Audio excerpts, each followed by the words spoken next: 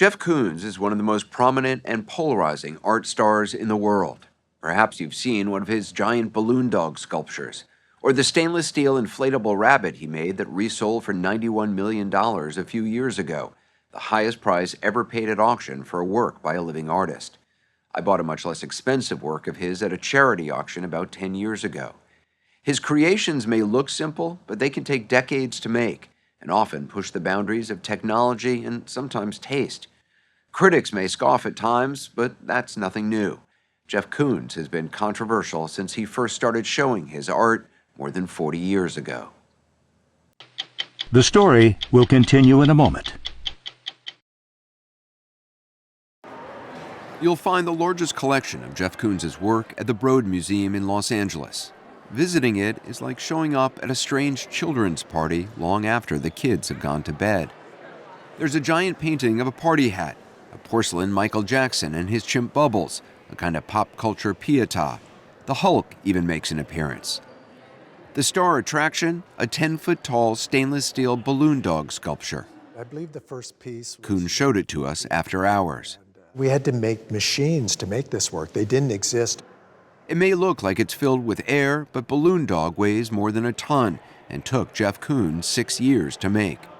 I started with a balloon, and I blew it up. I twisted a balloon dog. Did you know how to make a balloon dog? No, I just got a little book, and I saw how you do it, so I twisted up. I probably made about 50 of them, and I made a mold of it, and then that was used to make the stainless steel pieces. Originally when I made this piece, I thought that I could make it for about $300,000, which still, that's a lot of money. But it ended up, just to create the piece, ended up costing me 1.6. Wow.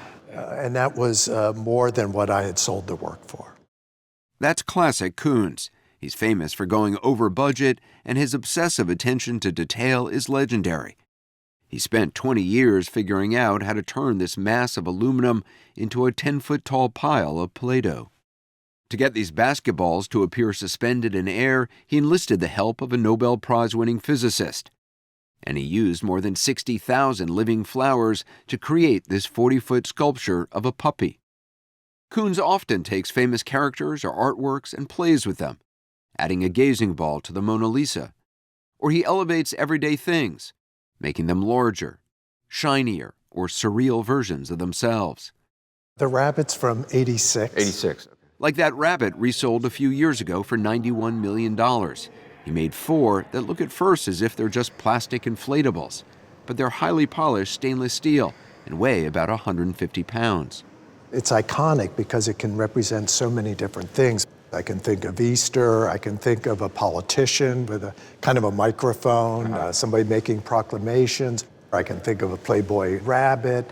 But I think one of the most important things to me, the reason it's reflective and reflecting you, reflecting me, the viewer finishes a work of art. It's about your feelings, your experiences.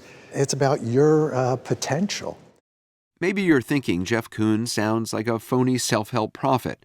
Plenty of critics do. But he does see art as something that can help people have a personal transformation. Art can be anything. I mean, it really can be.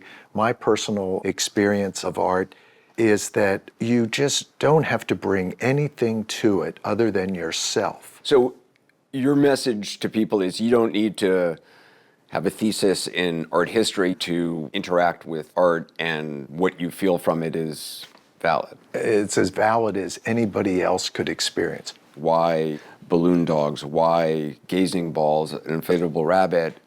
Memories. Around Easter time, I would see a lot of inflatable rabbits in the yards.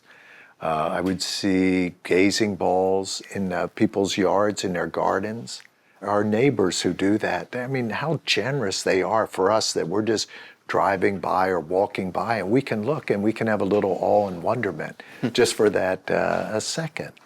To me, they're symbols of cultural history. Koons grew up outside York, Pennsylvania, in a rural community where you can still find gazing balls in people's yards. He has 8 children, 6 with his second wife, Justine, to whom he's been married for 21 years. They still live part-time in Pennsylvania in Koons' grandparents' house, part of an 800-acre farm where they raise horses and cows. I think most people don't envision that this is the life you have as a world-famous artist. Yeah. Well, I'm very involved with my work, but on the weekends and summers, holidays, this is a really important part of my life. Koons has been drawing and painting since childhood. In 1974, while studying art in college, his mother helped him meet one of his favorite surrealist painters. My mother called me and she said, I just saw in a magazine that Salvador Dali spends half his year in New York City at the St. Regis Hotel. And I thought, oh, okay, maybe, I'll call. And Wait a minute, you just thought you'd call him? I called the St. Regis. I asked for Salvador Dali's room, and they put me through. I was quite nervous, but I told him I was a fan and that I would enjoy very much to meet him. And he said, can you come to New York this weekend on Saturday? And I said, yes. He said, be in the lobby at 12 o'clock, and I'll meet you then.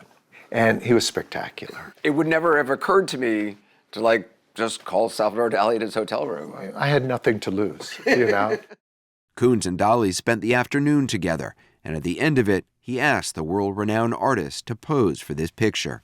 I remember he put his mustache up, and he was telling me, kid, hurry up. I can't hold this pose all day. But I left New York that evening feeling like I could do this. After finishing school, he hitchhiked to New York and started making art in his Lower East Side apartment, buying cheap plastic inflatables and putting them on mirrors. Koons had grand ambitions, but he needed cash to realize them. So eventually I became licensed and registered to sell commodities and mutual funds. And so, that's what I started to do to be able to make more money, to make the works. That's not a career move a lot of artists make. Well, I did it only that I could make enough money to make my vacuum cleaner pieces. The vacuum cleaners he's talking about were what first got him noticed in 1980. He bought about 20 brand new vacuums and displayed them in cases with fluorescent lights. It was part of a series called The New. I was showing them for their newness, that this was a brand new object. It was never used. You can see that it's clean, it's pristine, its lungs are pure. And there's also some sensual aspects to it too. They can Sensual aspects? Sensual, you have the handle and you have the bag right there. It could be looked at as masculine. Or you could look at it and say, oh, the bag is the womb. Art definitely is in the eye of the beholder. What did you think of Jeff Koons as an artist when he first sort of came on the scene? I was interested in him, and I also was kind of repulsed by him.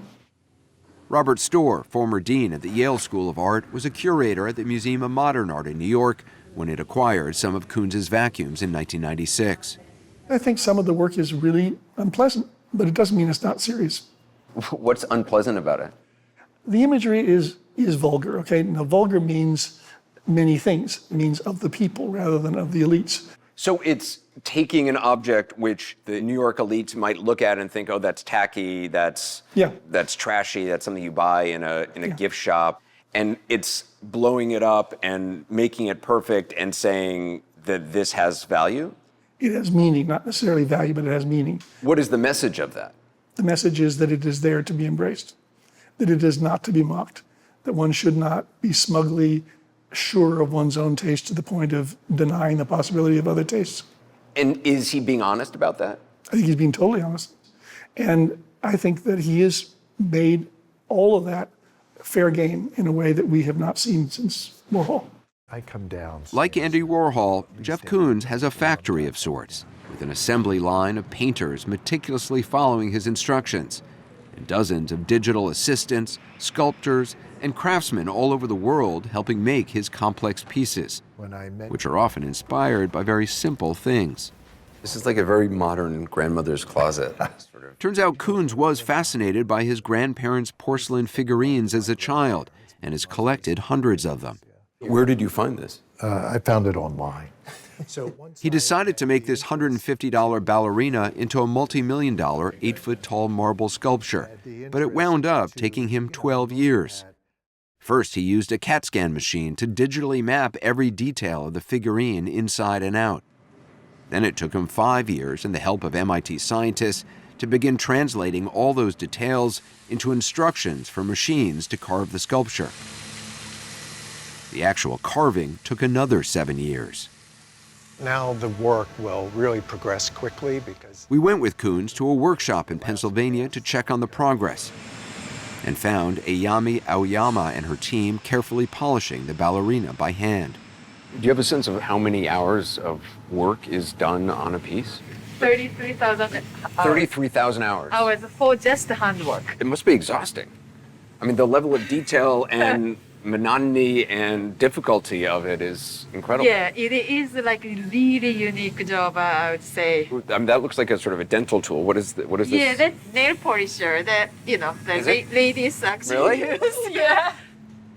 You'll notice Jeff Koons isn't doing the sculpting or painting. He comes up with the ideas and sets the standards, but his artisans do the labor, which has led to criticism, including from our own Morley Safer. So what do you say to the man? 30 years ago, Morley did a story critiquing contemporary art and likened Koons to a P.T. Barnum selling to suckers. He doesn't actually paint or sculpt. He commissions craftsmen to do that.